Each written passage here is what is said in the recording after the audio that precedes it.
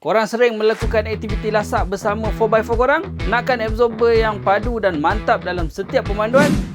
Jangan risau guys, sebab Waldeck Max ada untuk 4x4 korang. Absorber daripada Thailand telah diuji secara menyeluruh bagi memastikan ianya dapat memberi prestasi yang paling optimum dekat 4x4 korang. So kalau korang tengok, shaftnya lebih besar, iaitu bersaiz 20mm. So bila dah besar, ianya lebih teguh, lebih padu. So korang punya 4x4 takkan ada masalah bila melalui jalan yang tidak rata.